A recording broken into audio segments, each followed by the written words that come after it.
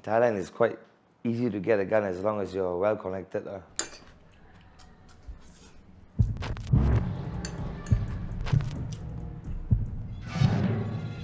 took a gun and put it in his head.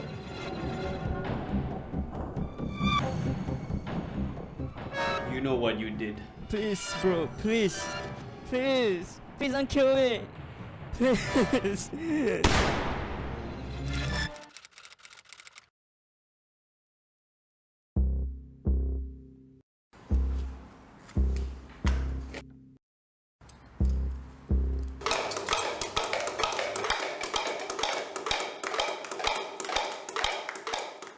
The prison is like a world within a world.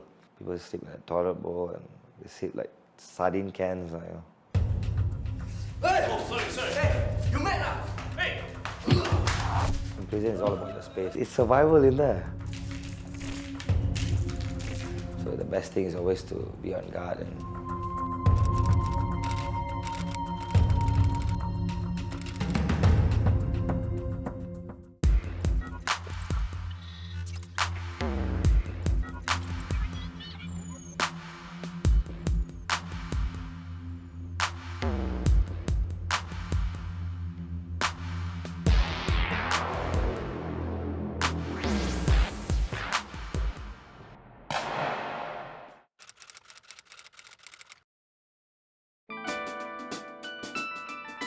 I was quite delinquent.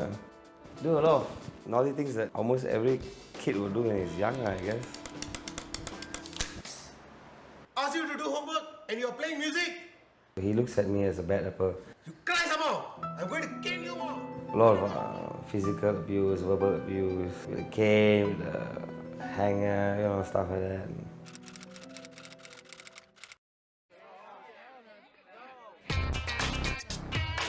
This is quite a funny story. My English teacher, her name is called Fan. So one time I didn't finish my English assignment and then she's like, "Where's your assignment?" Don't have. What do you mean don't have? Where is it? I go, "Well, who gives a is the word. Your name is Fun anyway, so let's have fun." What is this? Do you treat your parents like this? Do you treat the people around you like The this? district master called me to the office and tried to say, apologize to her. And instead of apologizing, Expect or I expel you from school. I just wanted to have some fun with her.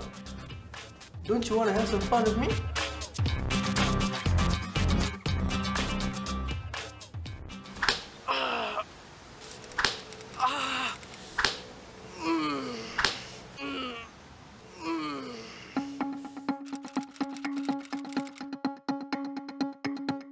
he was the first guy who told me it takes a thief to catch a thief. I'm like, okay. So basically it's like put a bad apple to get all the other bad apples, basically.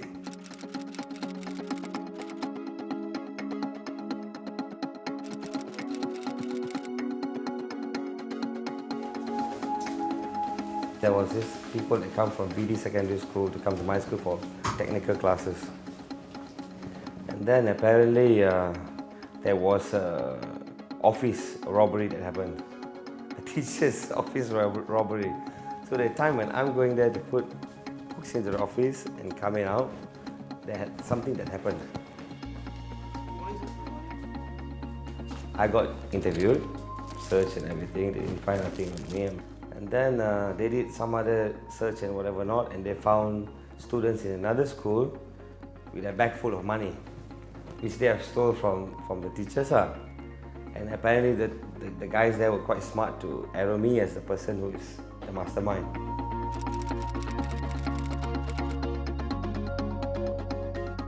The parents are always on the principal's and vice principal side, so I ended up having to take the punishment all the time. So I become more rebellious because I just got sick and tired of people just telling me what to do, and I just had to listen to it and go through crap that I didn't do or accept punishments that I didn't. You know what I mean? So it sort of made me go the other direction.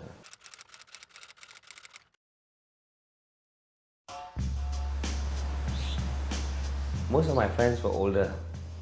Because I was hanging on fives and most of them were like at least 5 to 6 years older than me, right? Some of them were working, so they could understand my ordeal that I was going through, and they were actually financing me here and there, helping me out here and there. There was pub hopping, you know, getting tattoos at that time, and started drinking young, going clubs young as well, you know.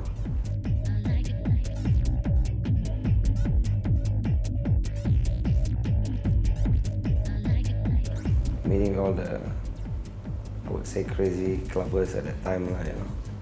So that what got me hooked into like music and DJing and the taste of freedom, you know, breaking free from family system and laws.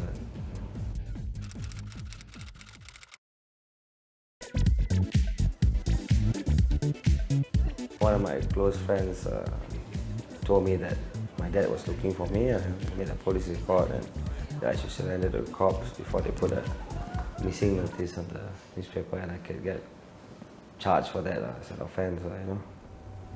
And about 2 weeks plus later, then I surrendered. Silly boy! Why do you run away from home? Do you know that your parents are anxious? Not worry about you. Why do you keep on doing this, huh? What kind of father are you?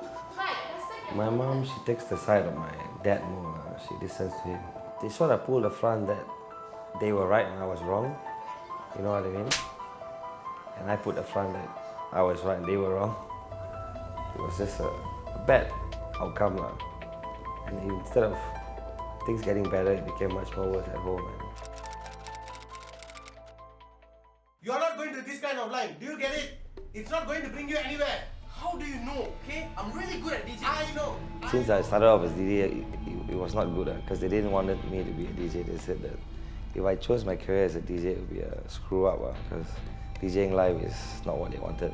Because my dad is quite a religious Christian, you know, so they didn't accept that. I'm happy and I want to do it for my rest of my life, okay? This time around, when my dad started to touch me, I would fight with him. It's my life and I can do whatever I want.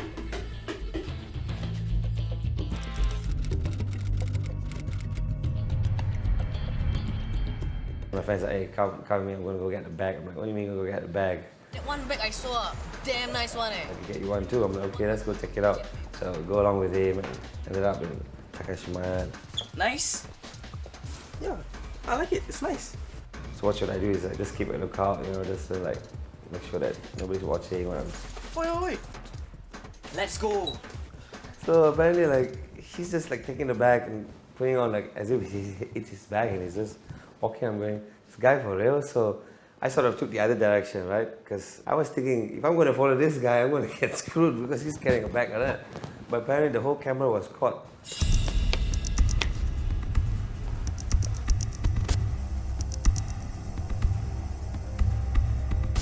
So security stopped me and stopped him in the other direction. So both was brought to the security office and we were taken.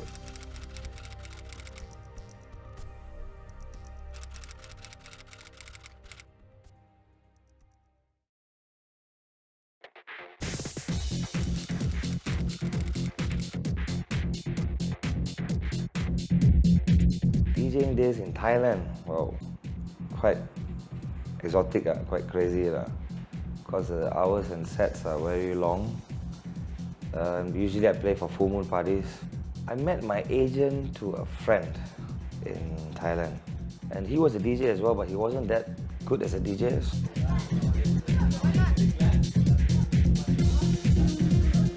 So I taught him a lot of skills and brushed him up, and we did gigs together, and after like a few months we started to even stay together in an apartment.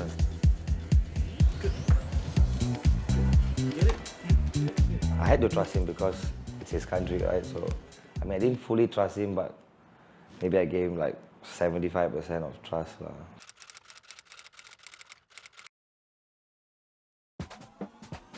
Hey, boss. Hey, Spike. How you doing? Good. Great job last It was through another club owner. He was an Aussie guy. He was running this club called Cuba in Koh Samui. I hope you're happy with what we're paying you. You know, 5,000. It's a good sum of money. 5,000? Yes, 5,000. That's a good... I thought it was 1,000. Then I started to suss out, find out what was going on, and then I came to know that actually he was ripping me off at a few other clubs and a few other events. There you go. We'll discuss it later, okay? Just have a drink, okay? I got really aggravated, I should say, annoyed, you know, felt betrayed. So, and yeah, I wanted to shoot him. In Thailand, it's quite easy to get a gun as long as you're well connected.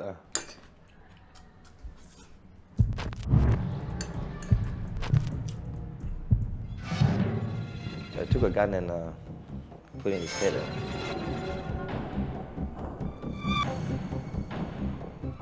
You know what you did. Please, bro, please. Please. Please don't kill me. Please. Wanted to shoot him, but I didn't. So, and he was begging for mercy, so I let him off. You know.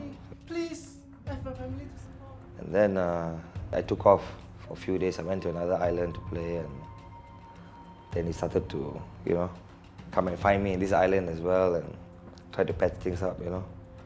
I just wanted to keep myself away from him because I knew that since I didn't pull the trigger, you know, there might be some repercussions.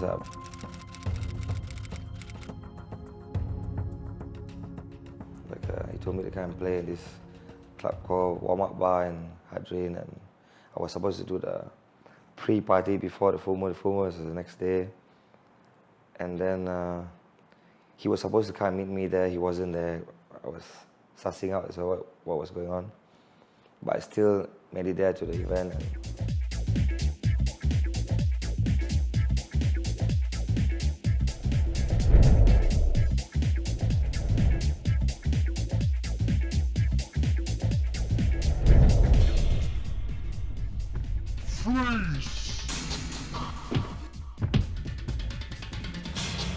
What's happening?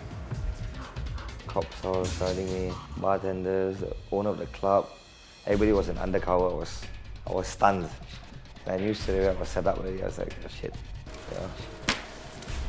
Had to pull out this bag of capsules.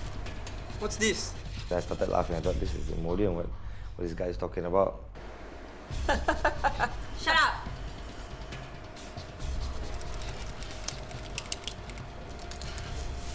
I had about like 81,000 baht in my wallet. They took out the currencies, wrote down the serial number, told me they're going to charge me 2 sales, which in Thailand means trafficking. That means you're a dealer. Brought me back to the station, tested the drugs. It was 88% pure amphetamines.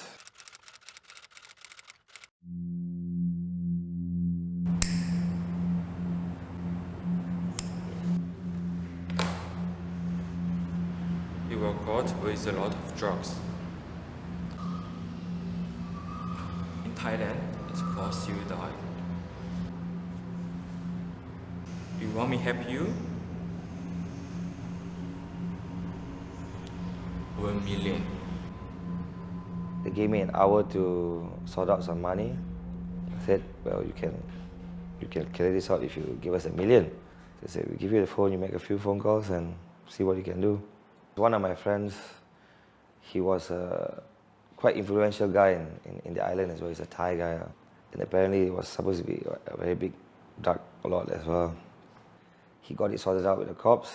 And then the 3rd week, he came to visit me and he told me, he said, in 3 or 4 days' time, you're going to go to court and they're going to sentence you and they're going to give you 2.5 years instead of 12 years. Got the sentence and I just took it.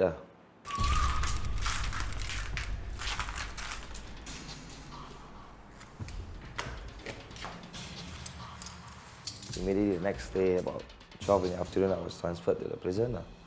And that was quite a small prison. It's quite a cramped prison. People sleep in a toilet bowl and they sleep like sardine cans. You know.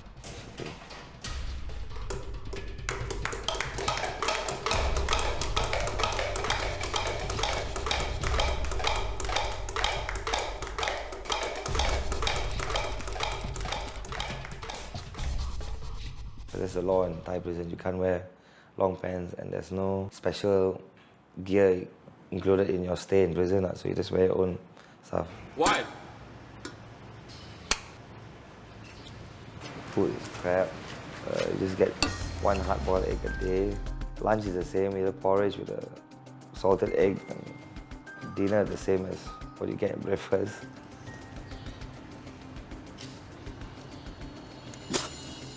So it's like, you get used to it.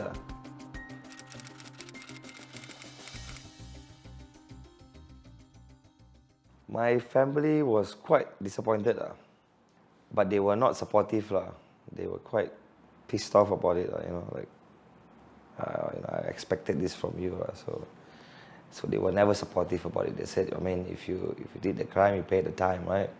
Okay, if that's what you say, then I'll face the music. Hey! What's that, brother? What's that?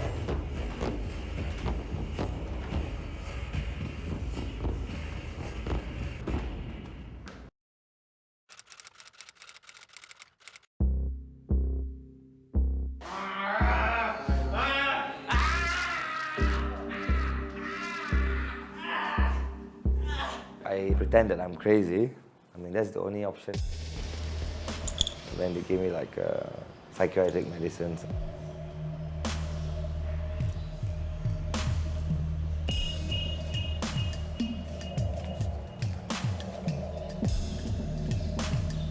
I had to take the psychiatric medicines like amitriptylines and whatnot, and sell them to people that need them. And it's survival in there. I mean, if you haven't got the money, you got to find ways and means to make money, right?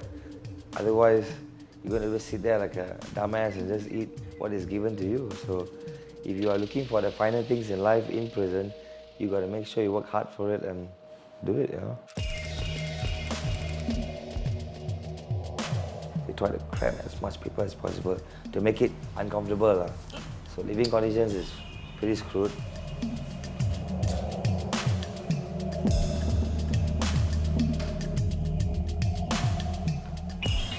I was smart.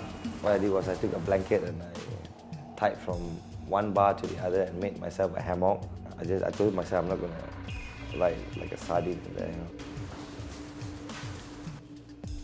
Hey! Oh, sorry. Hey, you mad now? Hey! Horrendous, I had to deal with it because in prison it's all about your space, right? You don't want people to take up your space and you have to fight for it.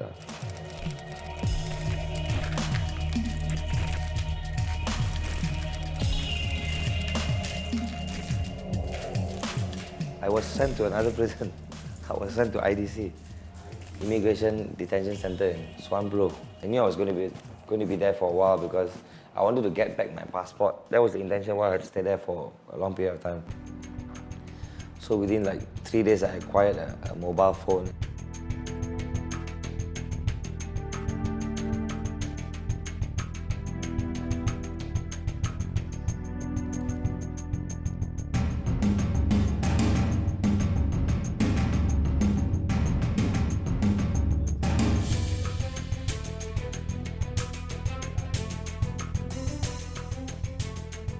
I was doing business in the room, renting out to other people to use the phone and sustaining myself. So I wasn't eating the bullshit food that they were giving me, and I was eating a bit more better.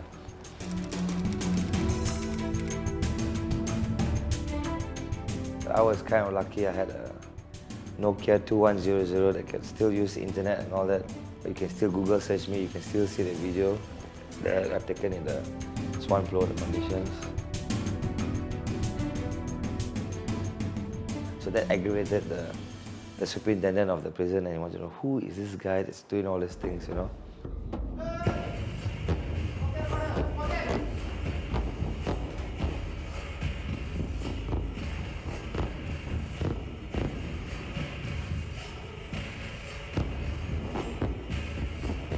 Every time they do a room check, everybody gets their phone busted. They always had a way to hide the things, and I thought that all their ways were stupid.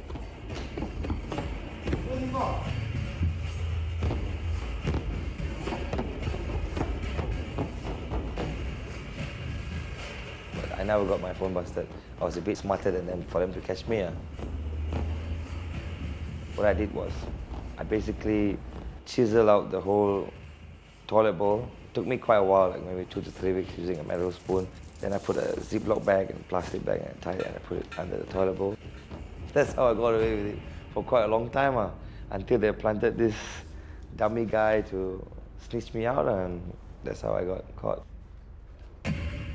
I got beaten up with truncheons, everything. This is a present from from that incident.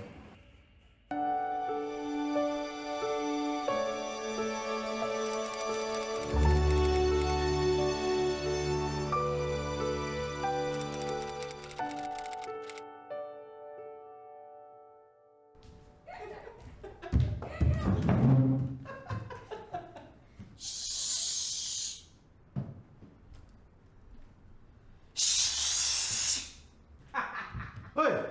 what It was an argument because I brought my girlfriend back. Like, I was a bit drunk this time every time coming back? after doing a gig, and they didn't accept the fact because, like I said, my dad was quite religious. Then apparently my dad made a police report and said that, you know, I was using vulgar language, abusing him, and blah blah whatnot. Then the next day I came back home, I saw this notice that I had to go to court. I was like, huh? I want him to get out of my house right now. I went to court, sat with the counselor. The counselor was like trying to talk to my dad. Come on, cool down. He's your son. At I least want him out of my house. The hardest part was to go into a family court to actually see my dad saying that, you know, he doesn't want to have anything to do with me. And He got a lot of friends.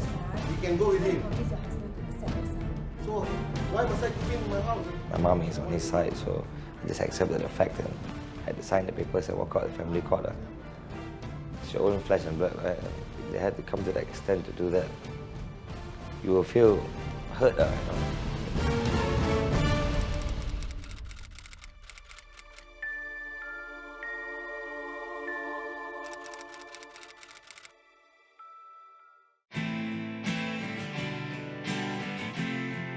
Hi sir, God bless you sir. We'd like to support ex-prisoner. Hi ma'am, I run a company called Give Hope. I think there's no job in Singapore that can actually give an illiterate or an ex-prisoner an income in that sense where he's living it day to day. Hi sir, God bless you sir. These ex-prisoner deserve a second chance. I get a lot of people, member of public as well, they say, don't you think it's uncomfortable for you to sell keychains? I say, what's wrong in selling keychains? If I can sell keychains, I can sell anything, right? Hi sir, God bless you sir. These ex-prisoner deserve a second chance sir. God bless you and have a nice day. Would you like to support an ex-prisoner? God bless you. There's a website as well to this company. It's called givehope.asia. Yeah, check it out.